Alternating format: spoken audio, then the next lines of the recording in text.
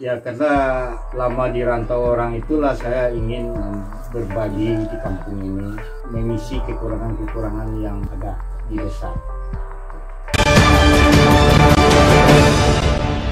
Assalamualaikum warahmatullahi wabarakatuh. Halo sanak sagalonyo, welcome to Basimpuah, Basamu Bakumpuah.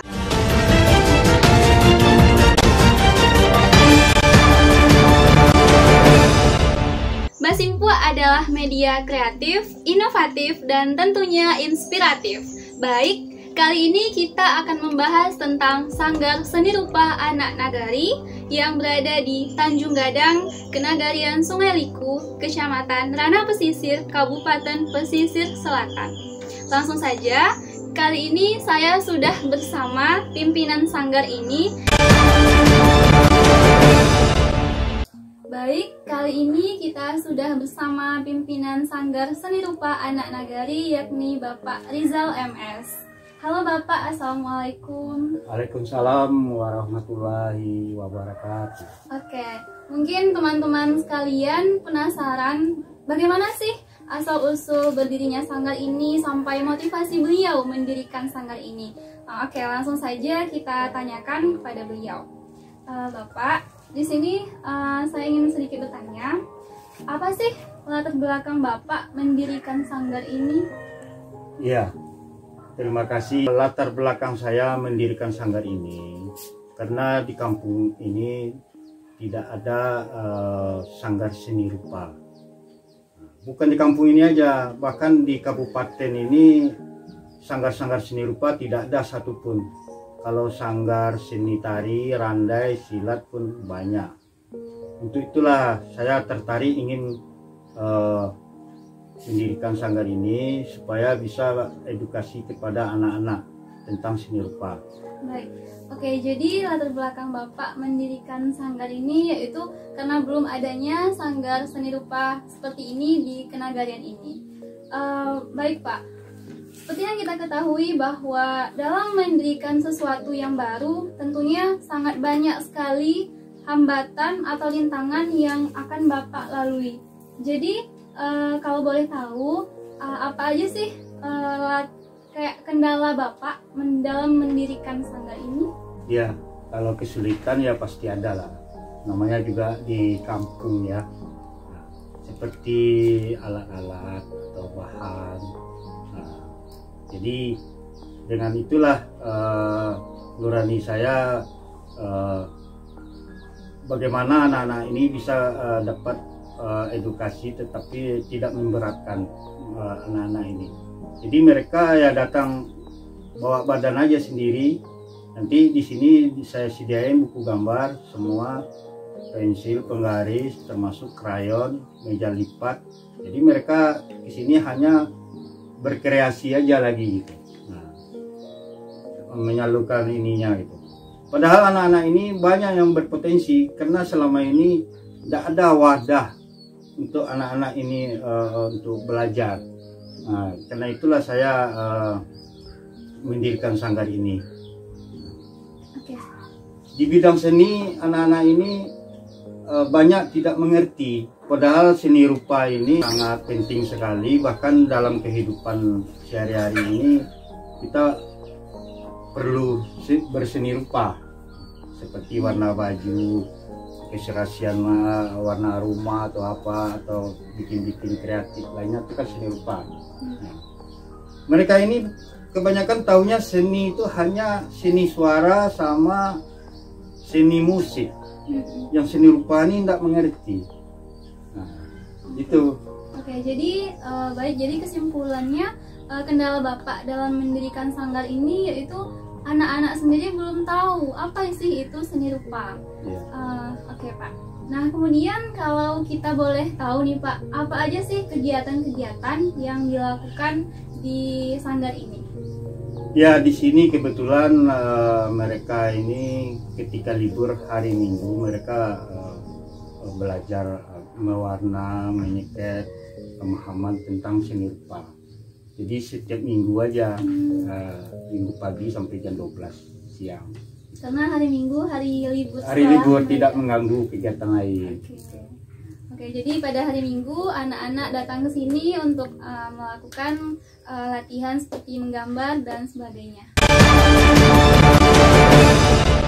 Kemudian Pak, kalau kita boleh tahu juga nih, bagaimana sih Bapak dalam menjalankan kegiatan-kegiatan yang ada di sanggar ini? Seperti yang kita ketahui bahwa pastinya kegiatan-kegiatan di sini memerlukan dana juga tentunya. Sejauh ini, apakah sudah ada bantuan dari pemerintah terkait atau instansi-instansi tertentu, Pak? Oh iya, kalau memang ada perhatian atau donatur dari luar, mungkin akan berkembang ini sanggar. Mungkin peralatannya akan kita lengkapi. Jadi tidak sebatas hanya mewarna dengan krayon aja, bisa nanti dari cat akrilik atau cat minyak atau pakai kampas. Nah, ya terima kasih kalau memang ada bantuan dari pihak-pihak tertentu ya, apalagi pemerintah negari misalnya kan. Iya. Ya, semoga ini tetap bisa tambah maju gitu. Iya. Amin, semoga harapan-harapan Bapak bisa segera tercapai. Kemudian untuk kami nih Pak, anak-anak nagari yang kadang lupa mengabdi ke kampung sendiri seperti apa yang Bapak lakukan. Padahal kita sudah menuntut ilmu jauh-jauh di luar sana. Kalau boleh sedikit Bapak memberikan arahan untuk kami, apa sih harapan Bapak untuk kami para generasi muda yang ada di nagari ini? Ya, kalau itu sebenarnya justru penting sekali ya, seperti anak-anak muda yang peduli dengan nagari ya, bagaimana perkembangan saat ini. Nah, justru pemikiran-pemikiran mahasiswa anak-anak muda inilah yang dibutuhkan sekarang gitu. Nah, saya berharap suatu saat nanti kalau anak-anak muda ini berkarya, ini akan lebih pesat ini kemajuan dari nagari gitu. Nah, karena anak-anak muda inilah yang lebih paham, lebih tahu bagaimana peluang-peluang atau apa ya kekurangan yang ada di kampung ini gitu. Oke, baik. Jadi Bapak sendiri mengharapkan kita sebagai generasi muda yang berada di Kenagarian ini, ayolah kita sama-sama untuk mengabdikan diri kita kembali. Untuk setinggi apapun kita menuntut ilmu di luar sana, jangan lupa untuk balik dan memesatkan, memajukan lagi potensi-potensi yang ada di Kenagarian kita. Baik. Nah, jadi nih Pak, kita udah ngobrol panjang lebar nih, tapi kalau saya lihat-lihat nih dari tadi, ada banyak media-media yang nampaknya ada nama Bapak di sana. Kalau kita sedikit boleh tahu nih, penasaran, apa sih pengalaman-pengalaman yang pernah Bapak ikuti nih sebelumnya, atau mungkin ya semacam hal-hal di masa lalu mengenai seni yang pernah Bapak lakukan gitu. Iya. Saya ini 30 tahun di rantau ya, di Jakarta, profesi sebagai pelukis. Jadi kalau melihat gambar-gambar tadi memang tidak aneh, karena pelanggan-pelanggan saya itu kebanyakan pejabat, artis, dan termasuk pengusaha, orang-orang kaya dan orang-orang yang biasa gitu. Nah, jadi mungkin ya karena lama di rantau orang itulah saya ingin berbagi di kampung ini, mengisi kekurangan-kekurangan yang ada di desa. Baik. Nah, jadi teman-teman, ternyata kita berbicara bukan dengan orang sembarangan. Beliau adalah pakar seni yang ternyata punya banyak pengalaman-pengalaman hebat di masa lalu. Nah, Pak, kita bisa lihat sendiri nih, teman-teman juga bisa lihat sendiri, ada banyak macam-macam lukisan yang ada di sini tentunya. Kalau kita boleh sedikit gali-gali informasi nih Pak, apa-apa aja sih lukisan-lukisan yang ada di sini Pak? Ya, kalau lukisan mungkin alirannya ya. Kalau aliran itu ada realis, natural. dongkrak, impresionisme, ya kan, dadaisme, banyak sebenarnya. Sama juga dengan musik, ada dangdut, ada rock, ada pop, ada blues, ada reggae, jadi sama juga. Tetapi yang saya ajarkan ke anak-anak ini mungkin realis dulu, naturalis, realis. Kalau naturalis, realis itu karir. Nah, kita ajarkan yang benar dulu. Jadi yang diajarkan ke anak-anak yang berhubungan dengan dunia mereka dulu. Iya, bagaimana mereka paham tentang seni. Jadi yang seperti, secara mendasarnya. Iya, gambar landscape misalnya pemandangan. Kita ajarkan yang benar aja dulu, gunung tuh warnanya apa, lautnya apa. Tidak lari dulu, karena mereka baru pemahaman. Iya, jadi karena anak-anak masih di tahap dasar ya, jadi Bapak mengajarkannya tuh ya yang berhubungan dengan lingkungan mereka dulu, yang ada di sekitar mereka gitu. Kemudian kita bisa tangkap satu poin yang disampaikan oleh Bapak tadi, yaitu mengenai seni. Nah, kita selama ini selalu bilang ini seni loh, tapi apa sih itu seni gitu. Jadi menurut pakarnya sendiri nih, menurut Bapak seni itu apa sih Pak? Kemudian seni rupa itu sendiri apa? Iya ya, seni itu apa ya? Iya. Ya, kalau menurut saya seni itu indah.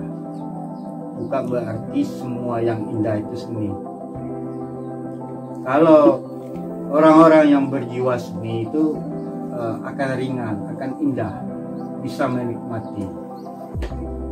Tapi kalau tidak ada seni, contohnya aja misalnya sebuah bangunan atau rumah tanpa sentuhan seni, itu akan terasa gersang. Tapi kalau ada jiwa seninya pemilik rumah itu, mungkin ada nanti pekarangannya dibikin taman, ada pot-pot bunga, jadi berasa indah. Nah, gitu. Itu bagi saya. Kemudian seni rupa itu sendiri apa Pak? Kalau seni rupa udah jelas seni yang dilihat. Ya. Seni rupa seperti patung termasuk seni rupa, seni kriya, itu banyak lagi pengembangannya.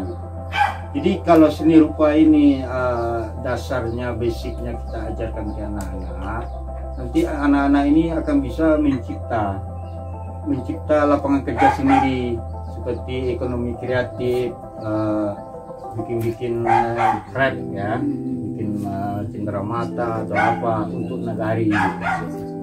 Di kampung ini kita banyak bahan baku, tetapi tidak ada seperti bambu aja dibuang gitu aja, karena tidak ada ilmunya gitu.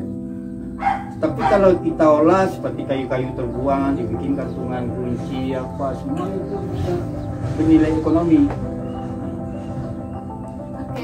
Jadi teman-teman semua udah pada tahu kan apa itu seni dan apa itu seni rupa. Jadi dari poin yang disampaikan Bapak tadi, kita bisa tahu bahwa ternyata semua aspek kehidupan kita itu adalah seni.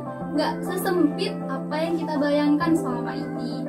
Semua hal jika kita lihat itu adalah sebuah keindahan, maka ia bisa dikatakan sebagai seni. Nah, bisa jadi kayak hubungan kita dengan pasangan, jika kita melihatnya sebagai sebuah keindahan, itu adalah seni. Hubungan kita dengan orang lain, dengan orang tua kita, semuanya adalah seni jika dilihat dari keindahannya. Nah, kemudian dari yang Bapak sampaikan tadi juga saya ingin ambil satu poin penting bahwa jika sesuatu itu kita tahu itu berguna seperti bambu tadi, nah masyarakat kadang hanya membuangnya saja, padahal jika kita punya ilmu di sana itu akan sangat-sangat bernilai jual yang tinggi tentunya. Jadi seni itu tidak sesempit yang kita bayangkan. Nah, sebenarnya di daerah kita ini seperti yang kita ketahui ada banyak sekali penggiat-penggiat seni itu sendiri. Namun sayangnya mungkin mereka belum memiliki wadah yang cukup untuk menyalurkan apa yang ilmu-ilmu yang mereka miliki. Jadi Pak, kalau kita boleh sedikit menanyakan harapan atau mungkinnya rencana Bapak nih, apa sih rencana-rencana atau harapan Bapak untuk para penggiat seni yang ada di daerah kita ini ke depannya? Nah, untuk menyatukan. Nah, ini menarik pertanyaannya. Justru insya Allah kalau tercapai tahun 2020 ini, saya akan berpameran di Painan supaya nanti anak-anak muda, pelaku-pelaku seni, baik mahasiswa atau tidak, bisa berkumpul. Dengan itulah kita bisa mendata di kabupaten kita ini ada apa tidaknya pelaku seni. Jadi itulah salah satu harapan saya, bagaimana nanti anak-anak muda ini bisa berkumpul bersatu, salah satunya mengadakan pameran lukisan atau pameran seni rupa ya di kabupaten. Karena selama ini kita kan tidak punya gedung kesenian. Nah, dengan itulah kita bisa nanti mendata pelaku-pelaku seni yang ada di kabupaten ini. Padahal kita ini memiliki semua ada, seperti S1, S2 di bidang seni rupa ini banyak. Karena tidak adanya wadah atau tempat atau lembaga kesenian di kabupaten ini, jadi seperti tidak ada. Baik, jadi semoga harapan atau rencana Bapak tadi mengenai akan melaksanakan pameran di kabupaten, dan juga semoga ada dengan segera gedung kesenian di kabupaten kita ini. Dari poin yang beliau sampaikan tadi, kita harapkan pemerintah terkait lebih memperhatikan lagi dunia seni yang ada di kabupaten atau daerah kita ini. Karena seperti yang kita ketahui bahwa sebenarnya kemajuan suatu daerah itu tidak hanya bergantung dari pesatnya pembangunan atau hebat-hebatnya orang yang ada di sana, tidak hanya itu. Kemajuan suatu nagari juga berdasarkan dari seni-seni yang dikembangkan atau hal-hal kreatif yang ada di nagari tersebut. Hal itulah yang kemudian akan menjadi daya tarik orang-orang luar untuk datang ke daerah kita. Kemudian untuk anak mudanya juga nih, ya kita sebagai anak muda diharapkan juga lebih memperhatikan lagi dunia seni, atau mungkin lebih sedikit mau untuk mengenal ini loh seni, mau mengembangkan atau mulai terjun ke dunia seni gitu. Seperti yang kita ketahui, kita para kaum milenial sekarang yang katanya milenial itu hanya fokus pada gadget, kemudian hanya individualis, tidak mau bersosialisasi atau terjun ke hal-hal yang di luar zona nyamannya. Padahal itu sangat penting untuk kita ke depannya. Nah, seperti contoh, jika kelak mungkin beliau atau para penggiat seni yang saat ini sudah ada, kemudian tentunya akan melakukan regenerasi. Siapa lagi kalau bukan kita, para anak mudanya. Jadi sebenarnya nih Pak ya, di kecamatan kita ini tuh lagi viral-viralnya itu Tugu Mungkuih yang baru didirikan di pusat kecamatan kita. Dengar-dengar kabar nih Pak, Bapak sendiri yang mendesain Tugu Mungkuih tersebut. Tapi sebelumnya kita ingin memperkenalkan kepada teman-teman dulu. Tugu Mungkuih itu adalah lambang atau ikon dari kecamatan kita, Kecamatan Lanang Pesisir. Oke, jadi gimana nih Pak? Benar gitu Pak? Betul, benar sekali. Karena selama saya tinggal di kampung ini, saya merasa prihatin ya, kenapa kampung kita ketinggalan jauh dari kampung-kampung orang. Jadi saya ajukanlah ke pemerintah daerah, ke kecamatan, saya bikinkan gambar bagaimana kita bikin ikon di kecamatan kita ini. Sudah berganti beberapa camat yang ada, sudah berganti karena tidak ada respon. Terakhir camatnya sekarang merestui. Oke, saya bikin desainnya, akhirnya diambil keputusan bersama nenek mama sama jadi pandai semua yang ada di kampung sini kan. Satu-satunya ikon untuk kecamatan kita ini ya ikan mungkuih. Ikan mungkuih ini ikan sungai yang tidak ada di tempat lain, hanya ada di Sumatera. Sumatera pun terbatas, hanya ada di pesisir dan Bengkulu. Nah, itulah, alhamdulillah akhirnya dari itu disetujui. Saya sendiri yang bikin patungnya di itu. Sekarang kita kan udah punya ikon kampung kita, yaitu ikan mungkuih. Karena di kecamatan kita ini mendukung sekali karena banyak sungai. Iya.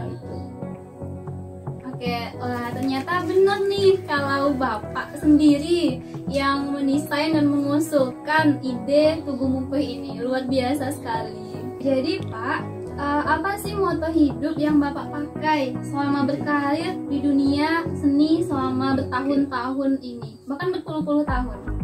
Iya, moto saya sederhana aja, berbuat saja. Karena saya lebih menikmati proses daripada hasil. Saya selalu berproses. Jadi itulah dalam kehidupan ini, kalau kita berbuat yang tidak baik, pasti kita akan menerima yang tidak baik. Untuk itu ya berbuat baik, akan dapat imbalan yang baik, insya Allah. Insya Allah. Berdasarkan pepatah lama, apa yang kamu tanam maka itulah yang akan kamu tuai. Baik Bapak, terima kasih banyak untuk waktunya. Ini adalah waktu-waktu yang sangat berharga bagi kami, bisa mendapatkan ilmu, inspirasi, dan juga bisa kami bagikan kepada teman-teman sekalian. Terima kasih banyak Bapak. Sama-sama, terima kasih. Assalamualaikum. Oke sahabat Mas Impuah, nah kali ini itu dulu diskusi atau tanya jawab kita bersama pimpinan Sanggar Seni Rupa Anak Nagari Bapak Rizal MS. Nah, terima kasih untuk teman-teman semua yang udah nonton video ini. Semoga banyak sekali ilmu yang bisa teman-teman dapatkan di sini. Kemudian nantikan video-video keren dan menginspirasi kita untuk selanjutnya. Jangan lupa like, comment, and subscribe untuk membangun video kita untuk bisa lebih baik lagi. Terima kasih banyak. Assalamualaikum warahmatullahi wabarakatuh.